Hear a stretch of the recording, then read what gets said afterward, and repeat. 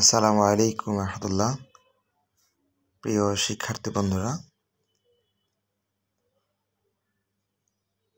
আমরা আজকে online class করতে যাচ্ছি।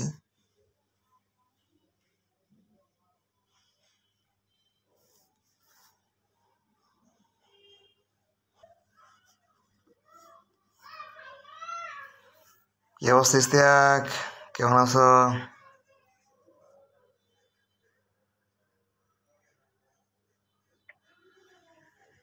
আসসালামু আলাইকুম স্যার। ওয়ালাইকুম সালাম, কি অবস্থা, কেমন আছো?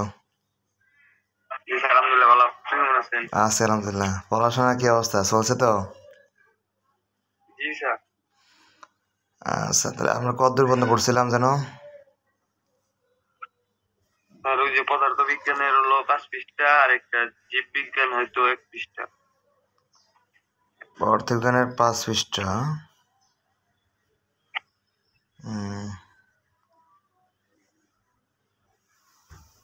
পদার্থবিজ্ঞানের 5 পৃষ্ঠা কি পড়া ছিল একটু বের করি।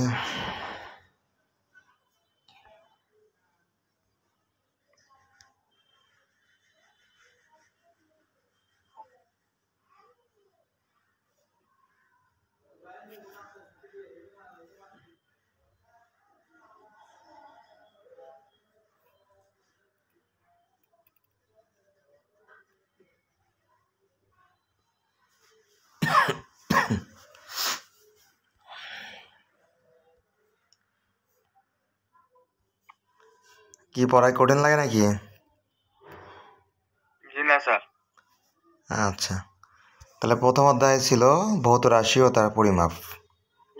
স্যার এমনি কতটুকু পড়ছিলা? এমনি স্যার 5 পৃষ্ঠা দিয়েছিলেন, 5 পৃষ্ঠা পড়ছিলাম।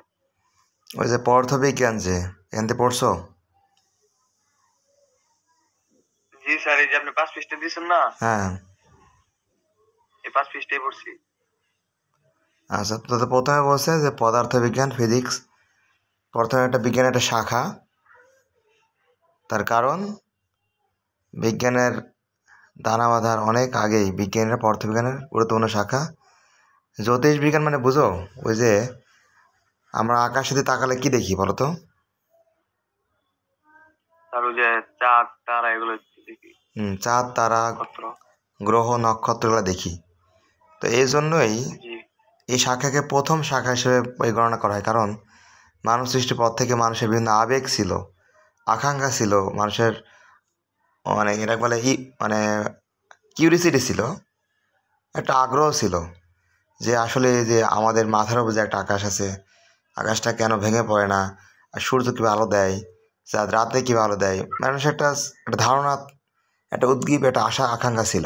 ঠিক আছে? জি তখন থেকেই পদার্থবিজ্ঞানটা মানুষের একটা জানার একটা কারণ হয়ে দাঁড়িয়েছে। এই জন্যই এই শাখাকে বলা হয় কি, মৌলিক শাখা বলা হয়, বা ফান্ডামেন্টাল বলা হয় তাকে, মানে ভিত্তি। মনে করো যে আমরা বেসিক যেটা বলি যে বাড়ি তৈরি করতে কি প্রথমে কাজ করা লাগে, নিচের প্লাব তৈরি করা লাগে না? জি স্যার। হ্যাঁ, তদ্রুপভাবে এই পদার্থবিজ্ঞানের শাখাই মূলত প্রথম শাখা হিসেবে বলা হয়। এর উপর ভিত্তি করে রসায়ন দাঁড়িয়েছে, রসায়নের উপর ভিত্তি করে জীববিজ্ঞান দাঁড়িয়েছে, আবার জীববিজ্ঞানের উপর ভিত্তি করে অন্য শাখাটা দাঁড়িয়েছে। মানে আমরা বলতে পারি যে রসায়ন, পদার্থবিজ্ঞান এবং জীববিজ্ঞান এরা ভাই বোনের মতো, জি একে অপরের পরিপূরক। একটা একটু উপরে দাঁড়িয়ে। হ্যাঁ, একটা অপরের সাথে সম্পর্ক আছে। যে আমরা তো বলতে পারি যে স্যার বলবেন স্যার কীভাবে সম্পর্কিত। এখন মনে করো যে আমরা যদি বলি যে আমরা অক্সিজেন গ্রহণ করি, এই যে আমরা যে গ্রহণ করছি, শরীরে ঢুকছে, এই যে প্রক্রিয়া, এটা জীববিজ্ঞান প্রক্রিয়া, জীববিজ্ঞান একটা অংশ, একটা শাখা। আর এই যে আমরা দেখতে পাচ্ছি কার্বন ডাইঅক্সাইড, অক্সিজেন, এগুলো হচ্ছে তোমার একটা মৌলিক রসায়নের উপাদান। বুঝতে পারছো? জি আবার মনে করো যে ব্যাটারি আছে না, লাইটের ব্যাটারি থাকে না? জি তো লাইটের ব্যাটারির ভিতরে থাকে বিভিন্ন অ্যাসিড থাকে। অ্যাসিডটার নাম হচ্ছে সালফিউরিক অ্যাসিড, H2SO4, H2SO4। তো যখন আমি ব্যাটারির মধ্যে যুক্ত করব, তখন এখান থেকে এর ভিতরে থাকবে মনে অ্যাসিড দেওয়া আছে। হ্যাঁ, এখান থেকে তোমার বিভিন্ন উপাদান থাকে, একটা প্লাস একটা মাইনাস।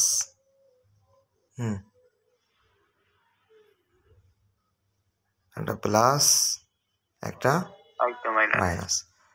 তো এই যে আমরা H2SO4 লিখলাম, এই যে H2SO4 এটা হচ্ছে রাসায়নিক উপাদান। তো এখান থেকে বিদ্যুৎ উৎপন্ন করছে, এই বিদ্যুৎ উৎপন্নকে আমরা বলতে পারি যে এটা একটা পদার্থবিজ্ঞানের একটা পদ্ধতি। ঠিক আছে? আচ্ছা, তো সাধারণত বলতে গেলে বিজ্ঞানের যে শাখা পদার্থ আর শক্তি, এই দুইয়ের মাঝে অন্তঃক্রিয়া ঘটে। তা আমি তার জন্য লিখলাম যে বিজ্ঞানের যে শাখায় পদার্থ শক্তি নিয়ে আলোচনা করে তাকে আমরা কি বলতে পারি? পদার্থবিজ্ঞান বলি, তাই না? সংজ্ঞা লিখছিলাম যে পদার্থবিজ্ঞান কাকে বলে, যে বিজ্ঞানের যে শাখায় পদার্থ কি নিয়ে আলোচনা করা হয়? শক্তি নিয়ে আলোচনা করে তাকে বলে কি? পদার্থবিজ্ঞান বলে থাকি। জি। এবার আসি পদার্থবিজ্ঞান পরিসর। পরিসর বলতে কি বোঝায়? পরিসর বলতে আসলে কি বোঝায় বলেন তো? পরিসর জিনিসটা কি? স্কোপ অফ ফিজিক্স, অর্থাৎ আমাদের বর্তমান সময়ে পদার্থবিজ্ঞানটা কীভাবে আমাদের মধ্যে প্রভাব ফেলেছে। আগে কিন্তু আমাদের পৃথিবীতে বিদ্যুৎ ছিল না, ফ্যান ছিল না, লাইট ছিল না। আস্তে আস্তে কী হয়েছে, এগুলা সূচনা হয়েছে। খেয়াল করে দেখো যে আগে কিন্তু চিঠির প্রচলন ছিল না, আগে কিন্তু ওই যে ফ্যাক্সের প্রচলন ছিল না, আগে এই ইমেলের ব্যবহার ছিল না। তো চিঠির প্রচলন কীভাবে হয়েছে? মনে করো যে আমার বাড়ি, তুমি যেন কই থাকো? গাজীপুর। আমি থাকি মনে করো ঢাকার সাভারে থাকি। আগেকার যুগে এত দূরে চিঠি পাঠানো খুব গুরুত্ব, মনে করে যে কেউ মনে করে 200 কেউ মারা গেছে, তাহলে এই সময়টা এটা তোমাকে তোমার সম্মত পাঠাইতে হবে না? আগে গাড়ি ঘোড়া উন্নত ছিল না, রাস্তাঘাট উন্নত ছিল না। তা আগে মনে করো তোমার বাড়িতে আমার একটা পায়রা ছিল, একটা কবুতর ছিল, ওই কবুতর আমি নিয়ে এসেছি। এখন কবুতর তোমার পাশে চিনে, বুঝছো? তা আমি কি করছি, কবুতরের পায়ে চিঠি বেঁধে দিছি। এখন কবুতর কি করবে, সে তোমার বাসায় চলে যাবে। আমি এটা বুঝতাম না, পরে ভেবে দেখলাম যে আসলে তাই, যে আমি একটা কবুতর ছেড়ে দিলে তো কবুতর অন্য চলে যাবে, তোমার বাসায় তো যাবে না। যাবে কেউ যদি তোমার একটা পোষা কবুতর হয় তাহলে কি হবে? তোমার বাসায় যাবে। এবার কিন্তু আসলে এই ঘটনাটা হয়েছে। তো ঢাকা শহরে কিন্তু প্রথম বিদ্যুৎ কোথায় আসে জানো? আসার মঞ্জিলে গেছো ঢাকা? আহসান মঞ্জিল চিনো? ঢাকার আহসান মঞ্জিল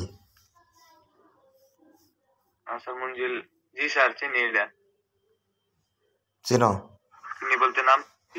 ওই যে সদর ঘাটের উপরে যে একটা রাজার একটা ইয়ে আছে, মঞ্জিল আছে, একটা দুর্গ আছে, একটা ঘর আছে। তো ওখানে কিন্তু সর্বপ্রথম বিদ্যুৎ আসে ঢাকায়, বুঝছো? এরা কিন্তু 1901 সালে, কয় সালে? 1901 সালের দিকে ঢাকায় নবাব খাজা আহসানুল্লাহ, মানে আহসান মঞ্জিল যেখানে, ওখান থেকে কি প্রথম ঢাকাতে বিদ্যুৎ আসে। ওখান থেকে আগের যুগের কিন্তু এটা কি আছে, হারিকেন, কুপি, বাতি, এটা কিন্তু ওখানে রাখা আছে। যদি যাও তাহলে দেখতে পাবা। ডাইনিং টেবিল যেখানে আছে তার পাশে একটা ঘর আছে, ওখানে আগেকার যুগের সেই নির্মাণকৃত তোমার বাল্ব, তারপর হিটার, এগুলো আছে, বুঝছো? যদি সময় হয় তাহলে যাবা। আচ্ছা, এর বলার উদ্দেশ্য হচ্ছে আমাদের যে আসলে বিজ্ঞানটা কিন্তু হঠাৎ করে আসে নাই, মানে অনেক সময় লেগে গেছে আস্তে আস্তে। জি। তো হঠাৎ করে যখন আসলে উদ্ভব যখন চলে আসে তখন আমরা বলতে পারি তাকে কি বলতে পারি, তখন আমরা বলতে পারি বিজ্ঞান বিপ্লব। আমরা বলছিলাম যে 1600 সালে বিজ্ঞান বিপ্লব বলছিলাম, মনে আছে? পাপা আমি ক্লাস করাচ্ছি, কথা বলবে না। তাহলে 16 সালে কিন্তু বিজ্ঞান বিপ্লবটা হয়েছিল। তখনকার পর থেকে কিন্তু আসলে আমাদের এগুলা চলে আসে, বাল্ব, তারপরে হিটার, ফ্যান, এগুলা। আগে কিন্তু এগুলা ছিল না বিধায় কি মানুষের জীবনযাত্রা কিন্তু কি খুবই বাধাগ্রস্ত হইতো। এখন কি এখন এই যে আমি তোমার সাথে কথা বলছি, তুমি আছো গাজীপুর, আমি আছি সাভারে, এই কথাগুলো কি মানে পৌঁছে যাচ্ছে? এই ফোনের বদলতে, তাই না, বিজ্ঞানের অগ্রতায়। এরা এরা আমাদের আল্লাহ শুক্রিয়া আদায় করতে, আল্লাহ তালা মানুষের এই মেধা দিচ্ছে বিধে আমরা এগুলো আবিষ্কার করতে পারছি, তাই না? জি। আচ্ছা, তো প্রথম হচ্ছে সায়েন্সের নাম হচ্ছে অ্যাস্ট্রোফিজিক্স। কোনটা প্রথম আবিষ্কার হয়? অ্যাস্ট্রোফিজিক্স। সর্বপ্রথম যে বর্তমান যুগের সময় যে ফিজিক্সটা সর্বপ্রথম উদ্ভাব হয়, সে নাম হচ্ছে কি অ্যাস্ট্রোফিজিক্স, বা হচ্ছে অ্যাস্ট্রোফিজিক্স। বা আমরা বাংলা এটা বলতে পারি যে অ্যাস্ট্রো মানে কী হয়েছে বললাম, জ্যোতিষবিজ্ঞান। জ্যোতিষবিজ্ঞান প্রথম কী হয়? সর্বপ্রথম আমাদের মাঝে আসে। পরে বেদ আসো। তা আমরা পদার্থবিজ্ঞানকে দুইটা ভাগে ভাগ করতে পারি। প্রথম ভাগকে আমরা বলতে পারি ক্লাসিক্যাল পদার্থবিজ্ঞান, আর একটা হচ্ছে আধুনিক পদার্থবিজ্ঞান। এখন বলো তো যে বিজ্ঞান আবিষ্কার কি থেমে আছে না চলছেই? চলছেই। আগে যেমন প্রথমে আবিষ্কার হয়েছে বল বিজ্ঞান, শব্দ বিজ্ঞান, তাপ বিজ্ঞান, আলোক বিজ্ঞান, চমক বিজ্ঞান। এখন এটা একবার বিজ্ঞানের ভেঙে ভেঙে কী করছে, অনেক রকম গবেষণা তৈরি করছে। যেমন আগে বলতো যে পদার্থকে ভাঙা যায় না, এখন বর্তমান বিজ্ঞানী কী বলে পদার্থকে ভাঙা যায়, ভাঙলে অণু পরমাণু পাওয়া যায়, পরমাণুতে কী পাওয়া যায়, ইলেকট্রন প্রোটন নিউট্রন পাওয়া যায়। ভাঙা যায় না? যায়। তো এটা কি একদিন হয়েছে? আস্তে আস্তে এগুলা বর্তমান বিজ্ঞানীরা গবেষণা করতে করতে আবিষ্কার করছে। তো আধুনিক যে বিজ্ঞানটা এটা হচ্ছে তোমার গবেষণামূলক বিজ্ঞান। আর আগে যেটা হচ্ছে এগুলো ক্লাসিক্যাল, এগুলো হচ্ছে মানুষ কী করছে, বিজ্ঞানীরা এরাও আবিষ্কার করা লাগছে, কিন্তু আবিষ্কার করতে মানে অতটা বেগ পাইতে হয় নাই। কিন্তু বর্তমান সময়ে যে আবিষ্কারের ফলে বর্তমান আধুনিক বিজ্ঞান যেটা আছে, এটা কি বিভিন্ন তত্ত্ব সূত্র এগুলো আবিষ্কারের ফলে কিন্তু এই বিজ্ঞান আমাদের মধ্যে চলে এসছে। আচ্ছা, এটা আমরা শিখলাম। তারপরে আমরা আসি পদার্থবিজ্ঞানের ক্রমবিকাশ। ক্রম মানে কি? পর্যায়ক্রমিক, আস্তে আস্তে কীভাবে উন্নত হয়েছে, এটাকে আমরা বলতে পারি কি ক্রম বিকাশ। কি বলতে পারি? ক্রমবিকাশ, ডেভেলপমেন্ট অফ ফিজিক্স, মানে উন্নত। ডেভেলপমেন্ট মানে কি? উন্নতি করা। তাহলে আধুনিক সভ্যতা হতে বিজ্ঞানের অবদান। আধুনিক সভ্যতা হচ্ছে কি বিজ্ঞানের অবদান। বিজ্ঞানের এই অগ্রগতি একদিন হয়নি। একদিন হয়েছে বলো? শত শত বছরের থেকে অসংখ্য বিজ্ঞানী ও গবেষকরা অক্লান্ত পরিশ্রম করে একটু একটু করে আধুনিক বিজ্ঞানের মধ্যে প্রবেশ করছে। মনে রাখতে হবে প্রাচীনকাল তথ্যের আদান প্রদান সহজ ছিল না, যেটা আমি আগেই বর্ণনা করছি। এটা আস্তে আস্তে এরা খুবই আমাদের মধ্যে চলে এসছে। বিজ্ঞানীরা বন্দি করে রাখা পুড়িয়ে মারারও উদাহরণ আছে, তাই না? যেমন একটা মানুষ ফ্যান তৈরি করতে লাগছে, তো ফ্যান যখন আবিষ্কার করতে লাগছে তখন কী হয়েছে? তাকে তো মরতে হয়েছে, মারা গেছে। তারপরে যে আমাদের প্রথম আমাদের যে এই বাল্ব কতবার চেষ্টা করছে? 1000 বার। কি করছে বলো? 1000 বার কি করা লাগছে? চেষ্টা করা লাগছে। হ্যাঁ বলো। মারা বলতে গেলে তিনি অনেকবার চেষ্টা করেছেন। হ্যাঁ, থমাস এডিসন, ঠিক আছে, থমাস এডিসন। তিনি কিন্তু অনেক পরিশ্রম করছে। 1000 বার মানে কি তুমি চিন্তা করতে পারছো? এই ট্রান্সলেট লাগাইছে, আবার নষ্ট হয়ে গেছে, পুড়ে গেছে। হ্যাঁ হ্যাঁ, এটা হচ্ছে তোমার 18 তার এটা তৈরি সাল হচ্ছে অনেক আগে। তার জন্ম হচ্ছে 1847 সালে, বুঝছো? তো অনেক পরিশ্রম করা লাগছে তাকে, অনেক পরিশ্রম করে কিন্তু সফল লাগছে। সফল কি এত সহজ বলো? তুমি মনে করো সেই থাকো কোথায়, চেষ্টা করছে স্যারের ক্লাস করছি, স্যারের কাছে তো বুঝছি, তার জন্য আবার ক্লাসটা করছি, তাই না? তাহলে এই যে আমাদের একটা মাধ্যম, একটা এই যে আমাদের জুমের মাধ্যমে ক্লাসটা করছি। তো এই যে টমাস এডিসন কিন্তু 1915 সালে একটা পদক পান এই পরিশ্রম করার জন্য। আচ্ছা, যাই হোক, এখন আমরা ইয়াতে ফিরে আসি। পড়াতে ফিরে আসি। তো আমরা কি কয়েকটা বিজ্ঞানীর নাম পড়বো। বিজ্ঞানীর নাম আছে, প্রথমেই দেওয়া আছে থেলিস। নাম কি বলো? ফিরিস থেলিস। ফিরিস থেলিস থেলিস হ্যাঁ, থেলিস। ফেলিস তার জন্ম হচ্ছে 586 সাল। এখন এটা বলবে স্যার জন্ম মৃত্যু তো দেখছে উল্টা পাল্টা, না? জি জন্ম হচ্ছে কত? খ্রিস্টপূর্ব, বিসি মানে 586 বার্তা খ্রিস্টিয়ান না বিফোর খ্রিস্টিয়ান, খ্রিস্টানের জন্মের আগে। আমাদের চলছে কত, এখন চলছে কত বলো তো? 2025। 25 এখন বলতো যে এই সারা জীবন কি 2025 ছিল? এর আগে কি সাল ছিল না? জি এর আগের সালকে আমরা বলতে পারি কি বিসি। বুঝা গেছে? তাহলে আজ থেকে প্রায় জি স্যার 2500 বছর আগে নাম কি ছিল? Thales Thales. আলাদাভাবে উল্লেখ করা যেতে পারে কারণ তিনি প্রথম কার্যকর যুক্তি ছাড়া ধর্ম, অতীন্দ্রিয় এবং পৌরাণিক কাহিনী ভিত্তিক ব্যাখ্যা গ্রহণ করতে অস্বীকার করেছিলেন। যে আর কতদিন আমরা এসব ধর্ম, এসব উল্টোপাল্টা মানে কাহিনী আমরা কেন থাকবো? আমরা তো মানুষ, আমাদের কি করতে হবে? আমাদের চেষ্টা করতে হবে কিছু আবিষ্কার করার জন্য। তো থেলিস সূর্যগ্রহণের ভবিষ্যৎবাণী করেছিলেন যে সূর্যগ্রহণ হয় কারণ সূর্যের আলো কমা বেশি হতে পারে না, হয় না? জি সূর্যগ্রহণ কেন হয়? সূর্যগ্রহণ হয় কি সূর্যের আলো বৃদ্ধি পাওয়ার জন্য সূর্যগ্রহণগুলো হয়ে থাকে, তাই না? তো তিনি প্রথম সূর্যগ্রহণের ভবিষ্যৎবাণী করেছিলেন। বিজ্ঞান মানে কিন্তু ভবিষ্যৎবাণী। বিজ্ঞান মানে কি? ভবিষ্যৎবাণী অর্থাৎ যে এটা হতে হবে তা না। বুঝতে পারছো? এটা হতে হবে এটা কোনো যুক্তি না। কথা বুঝতে পারছো? জি জি আচ্ছা। তারপরে তিনি লর্ড স্টোনের চুম্বক ধর্ম সম্পর্কে জানতেন। হ্যাঁ, একটা বিজ্ঞানী নামে চুম্বক একটা ধর্ম ছিল, ধর্ম সম্পর্কে জানতেন।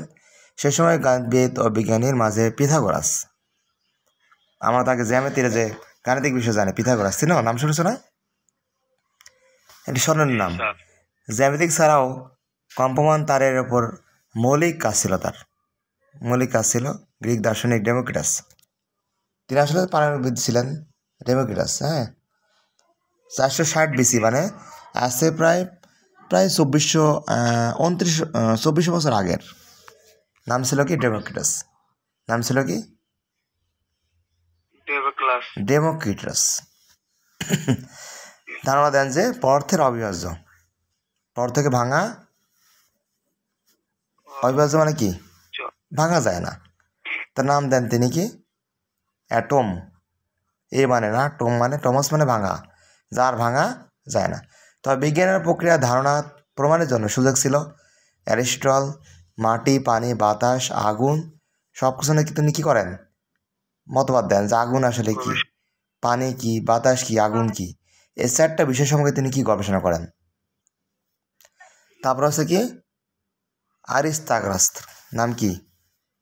আরিস্তারাগাস। আরিস্তারাগাস 310 বিসিতে প্রথম সূর্যকেন্দ্রিক সৌরজগতের ধারণা দিয়েছিলেন। সূর্য গোলাকার, সূর্য ঘুরতে পারে না। কিছু ছবি দেখছো? এর একটা ঘটনা আছে, এর নাম কি বলো তো? আর্কিমিডিস। এর একটা মজার ঘটনা আছে, জানো? বলি নাই না ক্লাসে? এই ছিল একটা বিজ্ঞানী। তো ওই সময় যে রাজা ছিল, তো রাজা তাকে বলছে, সবাইকে বলছে যে তোমরা যারা আসো আমি তোমার একটা কাজ দিব। সেই কাজটা কি? যে আমার যে মাথায় যে একটা সোনার মুকুট আছে, কি আছে? সোনার মুকুট। এই মুকুটে ভেজাল আছে কি না, এই ভেজাল পরীক্ষা করে দিতে হবে। কী করে দিতে হবে? ভেজাল পরীক্ষা। কারণ সোনার ভেজাল থাকতে পারে না। হ্যাঁ, তার আর্কিমিডিস মনে করো যে কাপড় চোপড় খুলে মনে করো গোসলে নামছে, বুঝছো? শাওয়ার আছে না? শাওয়ার না, যখন তিনি শাওয়ারে নামছে তখন কি পানি উপচে পড়ছে। পানি কি হয়েছে? পানি এটা মনে করো যে এখানে শাওয়ার আছে, তো শাওয়ারে যখন কেউ নামছে তখন কি নামার ফলে কি হবে? এখানে যা পানি ছিল পানি উপচে পড়বে না? পানি কি হবে? উপচে পড়বে না? তো পানি যখন উপচে পড়ছে তখন কি করছে? বলছে ইয়া হু, আমি পেয়ে গেছি। ওই উলঙ্গ অবস্থায় সে রাজদরবারে চলে গেছে। বুঝতে পারছো? মানে এতই আবিষ্কার নেশা তার মধ্যে ঘুরছিল যে সে উলঙ্গ অবস্থায় কি করছে, রাজদরবারে চলে গেছে। মানে বিজ্ঞানী আসলে অনেক আবেগী হয়, কারণ কি একটা কিছু আবিষ্কার করার এত অক্লান্ত পরিশ্রম করে, তার কোনো মানসিকভাবে অনেক সময় কি থাকে, নিস্তেজ থাকতে হয়, একটা করে সারাদিন থাকা, একটা গবেষণায় পড়ে থাকা। হ্যাঁ, আচ্ছা, তাহলে তিনি যুক্তিগুলো এখনকার কালের গর্ভে হারিয়ে গেছে। গ্রিক বিজ্ঞানী সর্বোচ্চ শিখরে পৌঁছে গেছে, তার শ্রেষ্ঠ বিজ্ঞানীর নাম হচ্ছে আর্কিমিডিস। তার জন্ম 287 BC। তরল পদার্থের ঊর্ধ্বমুখী বলের বিষয়টি বিজ্ঞান তাকে বইয়ের গঠন সূচিত করে। আমি যে ঘটনা বললাম, গলীয় আয়নার সূর্যরশ্মিতে কেন্দ্রীভূত করে, তারপরে শত্রু যুদ্ধজাহাজে আগুন ধরে দেওয়ার জন্য যুদ্ধ সহায়তা করতো। আমি একটা কার্টুন দেখছিলাম, বুঝছো, মোটু এই গোপাল ভাঁড়ের একটা কার্টুন দেখছিলাম। গোপাল ভাঁড়ের দেশ থেকে, মানে রাধাকৃষ্ণের দেশ থেকে অনেক গুপ্ত সমাজ নিয়ে ইংরেজরা কি পালিয়ে চলে যাচ্ছে। এখন কি, এখন তো এটাকে রক্ষা করতে হবে, অথবা শত্রু তোমাকে আক্রমণ করবে, গোলাবর্দ আছে, এ ধ্বংস করতে হবে। এখন কি করা যায়, তারা তো চলে আসবে, এটা রক্ষা করা যাচ্ছে না। তখন কি করছে, বিশাল একটা আয়না নিছে। কি করছে, আয়না নিছে। তা আয়নাতে আলো পড়লে দেখবে, যখন আলোর প্রতিফলিত হয় তখন দেখবে যে একটা তাপ লাগবে। ওই যে ম্যাগনিফাই গ্লাস আছে না, তো ম্যাগনিফাই গ্লাস যদি তুমি সূর্যের সাথে ধরো, তোমার হাতে ফেলো, তাহলে তোমার হাতে চামড়া পড়ে যাবে। কেন বলো তো? কারণ আলো কিন্তু এক প্রকার শক্তি। এই শক্তিটা তোমার কি হবে, ওটা তোমার জ্বালিয়ে দিবে। তো ওরা কি করছে, আলো ফেলাইছে, তখন কি হয়েছে, ওরা সব কিছু জ্বলে গেছে, তারা ধ্বংস হয়ে গেছে। তারা কি হয়েছে, ধ্বংস হয়ে গেছে। তো এটা আমি আসলে বিজ্ঞানের কিছু টিক্স আছে, হ্যাঁ, যে টিক্সটা অনেকে কাজে লাগাইছে। তারপরে কাজে লাগাইছে কে, ওই যে বললাম যে গলীয় আয়নার সূর্যরশ্মিকে কেন্দ্রীভূত করে শত্রু যুদ্ধজাহাজ কি করছে, ধ্বংস করে দিয়েছে, আগুন ধরে দিয়েছে। গ্রিক আমলের আরেকজন বিজ্ঞানী ছিলেন হচ্ছে, নাম কি, ইরাটোসিথনিস। তার জন্ম হচ্ছে 276 BC। যিনি সেই সময়ের সঠিকভাবে পৃথিবীর ব্যাসার্ধ বের করেছিলেন, যে পৃথিবী আসলে কতটুক, পৃথিবী কতটুক তা বের করেছিলেন। এটা কি জানা সম্ভব বলো তো? এটা অনুমান করেছে তিনি। হ্যাঁ, এরপর 1500 বছরের জ্ঞান বিজ্ঞানের চর্চা অনেক হয়েছিল, অনেক বিজ্ঞানের নাম আছে, অনেক আমার নাম পড়ছে না, তা আমরা বেশিরভাগ পড়বো। এখানে একটা মুসলিম বিজ্ঞানের নাম আছে আল মাসুদি। নাম কি, ওমর খৈয়াম। আসলে মানে শুরুর থেকে এ পর্যন্ত কিন্তু মুসলমান বিজ্ঞানে অনেক অবদান ছিল, কিন্তু আসলে মুসলমানদের অবহেলা করা হয়। আমি বললাম জাবর ইবনে হাইয়ান, রসায়নের জনক, তাকে আর কিন্তু রসায়নের জনক বলা হয় না, এখন বলা হয় কাকে, ল্যাবয়সিয়াকে, তাই না? তার নামটা আস্তে আস্তে কি হয়েছে, এই যে জাবির ইবনে হাইয়ান, এই দেখো নাম লেখা আছে, জাবির ইবনে হাইয়ান, আল মাসুদি, আল খৈয়াম। এরা কিন্তু অনেক মানে জ্যোতিষীবিদ ছিল, এবং তারা কিন্তু বিজ্ঞানী ছিল, কিন্তু আমরা তাকে ভুলে গেছি। কারণ কি, আমরা এখন ওই যে ইহুদি খ্রিস্টান এদেরকে নিয়েই সামনে আনছি, কারণ এখন বর্তমান বিজ্ঞান এখন ইহুদি খ্রিস্টান। কথা বুঝতে পারছো? তাহলে আমরা সামনে আগাই। তারপরে দেখো বিজ্ঞানের উত্থান পর্ব। উত্থান মানে কি বলতো, তারা কিন্তু সূচনা করে গেছে, তারা কিন্তু উত্থান করতে পারেনি। কিন্তু বর্তমান বিজ্ঞানে নিউটন, কোপার্নিকাস, গ্যালিলিও, নিউটন, এরা কি করছে, বিজ্ঞানকে উত্থান করে দিছে, আবিষ্কার করার মাধ্যমে বিজ্ঞানটাকে আমাদের সামনে তুলে ধরেছে, তাই না? তাহলে বিজ্ঞান উত্থান করেছিল। আমি বলছিলাম তোমাকে যে বিজ্ঞান উৎসব হচ্ছে কত সালে, 1600 সালে। কয় সালে? 1600 সালে। 1600 সালে। কত সালে? 16 সালে। তাহলে 16 সালে বিজ্ঞানের পর থেকে কিন্তু আমাদের বিজ্ঞান আমাদের মধ্যে জন্মে উঠছে। যেমন এখানে দেখো, এখানে কয়েকজনের বিজ্ঞানীর ছবি দেওয়া আছে। কয়জনের দেওয়া আছে? 3 জন, কোপার্নিকাস, গ্যালিলিও এবং নিউটন। তাহলে এখানে আমরা তাদের ঘটনা একটু পড়ার চেষ্টা করি। তারা 1600 এবং 1700, মানে 1600 এবং 1700 সালের দিকে ইউরোপে, কোথায়, পদার্থবিজ্ঞান জগতে একটি বিস্ময়কর বিপ্লব শুরু হয়। সময়টা ছিল ইউরোপীয় রেনেসাঁস যুগ। কিসের যুগ? রেনেসা মানে কি শুরু না, তাই না? শুরু না? জি।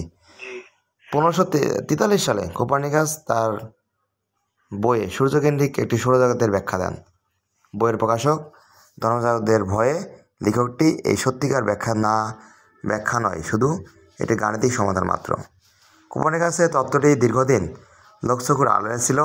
গ্যালিলিও 1567 সাল থেকে 1642 সাল তার জন্ম মৃত্যু। গ্যালিলিও তাই না, বলেছিলাম যে যার কথা, সেটিকে সবার সামনে নিয়ে আসেন। তিনি গাণিতিক গ্যালিলিও সূত্র দেওয়ার মানে তিনি বলছেন যে একটা পাখির পালক, একটা বই, এরকম মনে করো তুমি, এই তিনটাকে যদি আমি একসাথে ছাদ থেকে ফেলে দিই তাহলে একসাথে পড়বে, সম্ভব?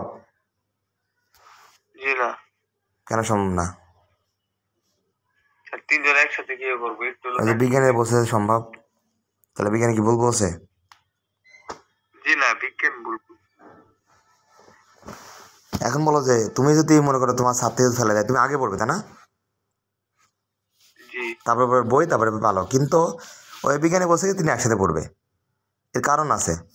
এখন তোমার খেয়াল করতে হবে, আমাদের পৃথিবীতে একটা বাতাস আছে না, বাতাস কি আছে? জি বাতাস। বাতাস আছে। তাহলে এই যে বাতাসটা আমাদের কি করছে, এই বাতাসটা আমাদের বাতাসের বাধার জন্য কি ওই পালকটা ভাসতে ভাসতে পড়বে, আর তোমার বাধার কম বেড়ে তুমি কি করবে, ধাপ করে পড়বে। এখন মনে করো বাতাস শূন্য করে দিলাম কোনো একটা জায়গায়, কি করে দিলাম বলো, বাতাস শূন্য করে দিলাম, বাতাস নাই, তাহলে তুমি পালক এবং বই একসাথে পড়বে। এখন বুঝতে পারছো? জি তাহলে অভিকর্ষ ত্বরণ কোনো বস্তুর শুধুমাত্র জি এর উপর নির্ভরশীল করে। জি 9.8 একটা মান আছে, ত্বরণ এর উপর নির্ভরশীল। বোঝা গেছে? 9 তাহলে গ্যালিলিওর মতে যদি আমরা কি করি, একটা পাখির পালক, একটা বই এবং স্ট্যাককে যদি আমরা উপরে ফেলাই, তাহলে তিনটা কীভাবে পড়বে, একসাথে পড়বে। আচ্ছা, এবার আসি। হ্যাঁ, এবার কি বলছে, তাহলে তার গ্যালিলিও সূত্র আবিষ্কার করে ফেললো। তারপরে আসো আইজ্যাক নিউটন, তিনি যে ওই যে বলে না মাথায় আপেল পড়ছিল, তাই না? জি বলের সূত্র আবিষ্কার করছে, পরন্ত গতির সূত্র আবিষ্কার করছে। যে জি তাহলে একটা আপেল নিচে কেন পড়লো, তার কথা, আপেল উপরে কেন গেল না? কারণ ওই আপেলটা পৃথিবীর দিকে কি আকর্ষণ করছে, টান আছে। আমার কথা বুঝতে পারছো? জি স্যার। আচ্ছা, তো আপেলটা নিচে পড়লো কেন, এই জন্য তিনি তিনটা সূত্র আবিষ্কার করেন, গতির সূত্র। প্রথম সূত্র হচ্ছে কি, যে বাহ্যিক বল প্রযুক্ত না হলে, যদি আমি বাইরে থেকে বল প্রয়োগ না করি, তাহলে কি বলছে, স্থির বস্তুর কল স্থির থাকবে। আমি একটা সাইকেল মনে করে রাখা আছে, এই সাইকেলটা না চালাই তাই সাইকেলটা চলবে কি না, চলবে? জি না চলবে না। আবার একটা সাইকেল চলছে, আমি পিছনে ঠেলে না ধরি, তাই সাইকেলটা কী হবে, চলবে না, থেমে থাকবে, থেমে যাবে না, জি থেমে যাবে। তো তিনি এটা বলছে যে বাইরে থেকে বল প্রয়োগ না করলে স্থির বস্তু স্থির থাকবে আর গতিশীল বস্তু চলতে থাকবে, তার মতে। এভাবে তিনটা সূত্র তিনি কি করেন, আবিষ্কার করেন। করছে। এইবার অশোধক শতকের ভরবিহীন তরল হিসাবে বিবেচনা করা হতো।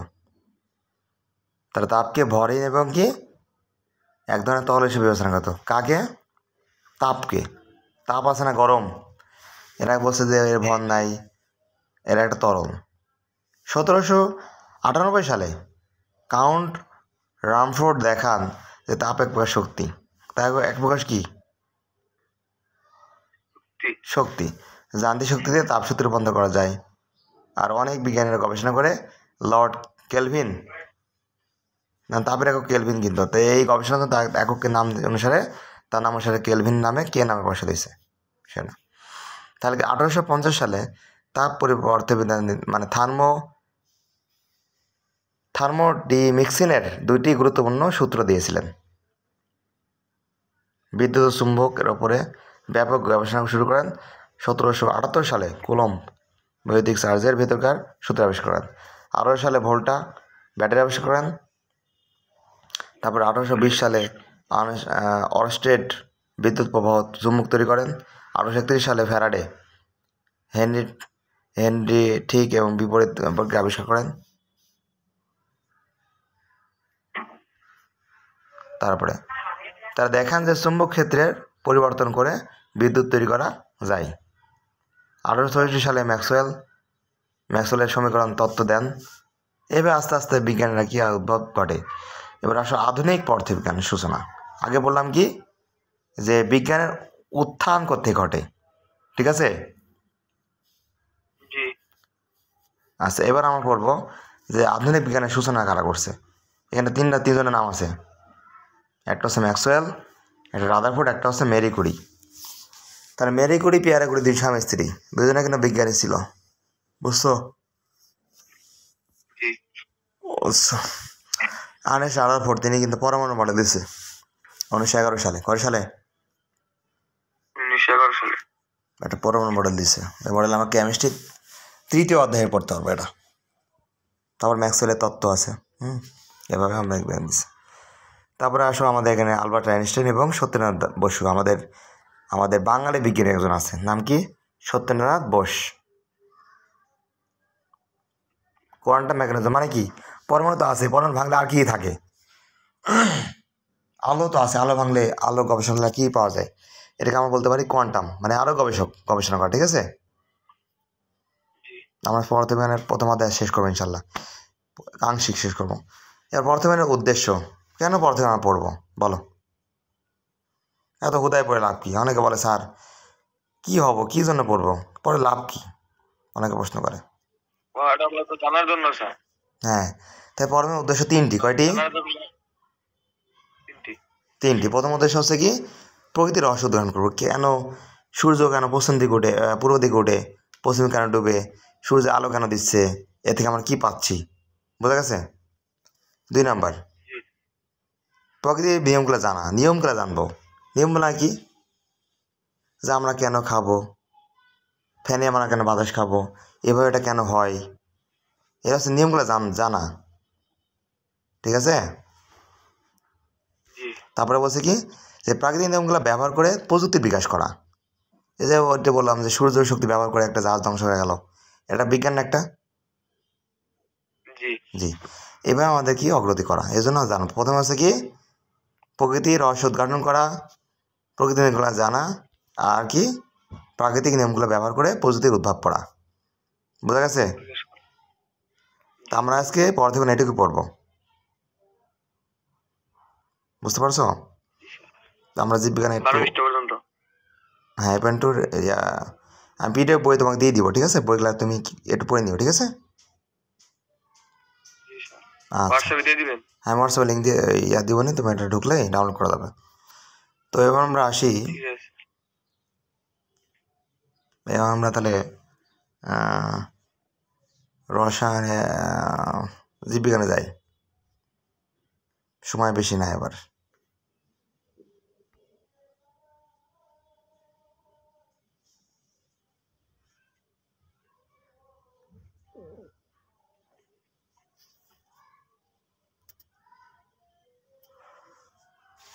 বায়োলজি,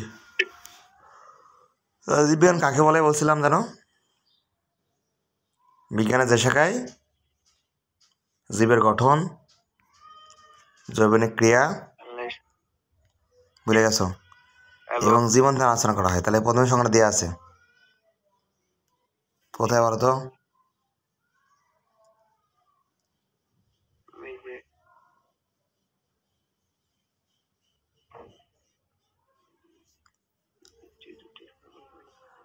আচ্ছা, এখানে দরকার নেই আমাদের।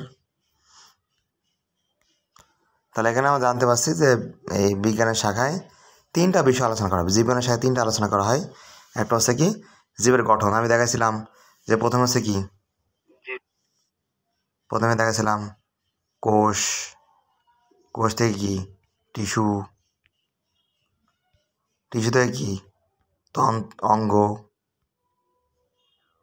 অঙ্গ থেকে কি তন্ত্র, তন্ত্র থেকে মানুষের সমস্ত তন্ত্র তন্ত্র দেহ। সমস্ত দেহ, তাই না? জি আচ্ছা, স্যার, এই বিষটা তো পড়াইছিলেন, পরের বিষটা পড়া দিছিলেন, হ্যাঁ পড়া পড়ছিলাম, পড়ছিলাম। পড়তে তাহলে বলছিলেন। ভৌত জীববিজ্ঞানের সংজ্ঞা পড়ছিলাম সেই না, বিষটা। যে জীববিজ্ঞানের যে শাখায় জীবের জি তত্ত্বীয় বিষয় আলোচনা করা হয়, তাই না?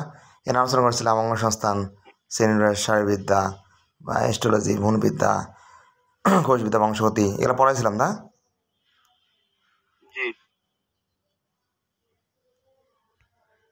আচ্ছা, তাহলে পরের বিষয়টা হচ্ছে ফলিত জীববিজ্ঞান। লেখা দ্রুত লিখে ফেলো।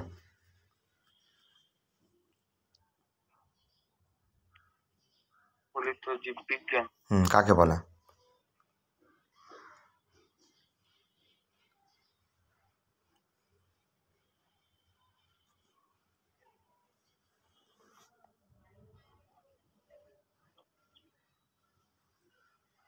লেখো। এ স্যার, জীববিজ্ঞানের যে শাখায়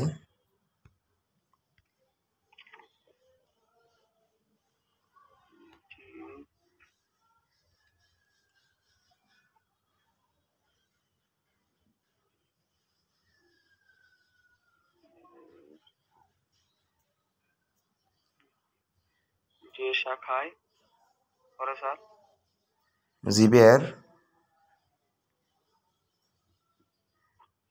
জীবের জীববিজ্ঞানের যে শাখায় জীবের পরে প্রায়োগিক, পরে স্যার। দেখছো? জি স্যার। জীববিজ্ঞানের যে শাখায় জীবের প্রায়োগিক বিষয় নিয়ে আলোচনা করা হয়। গিক বিষয় বিষয় নিয়ে আলোচনা করা হয়,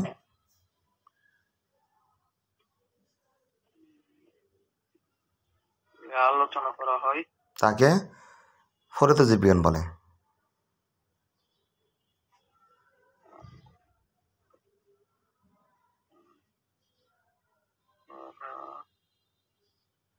হয় তাকে ফলিত জীববিজ্ঞান হ্যাঁ, বলে। ফলিত জীববিজ্ঞান।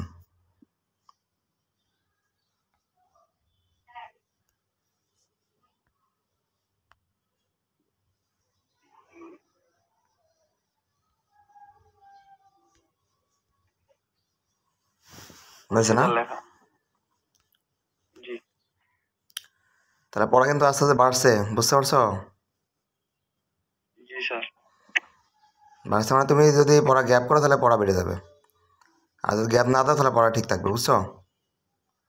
না স্যার, গ্যাপ দিব না। হ্যাঁ, গ্যাপ দিও না। তাহলে আমি যেভাবে পড়াই একটু পড়াগুলা দেখো। তো ঠিক আছে, আজকে পর্যন্ত এগুলা একটু পালিশ ব্যাস করো, ঠিক আছে? স্যার রাখি, আসসালামু আলাইকুম। ওয়ালাইকুম আসসালাম।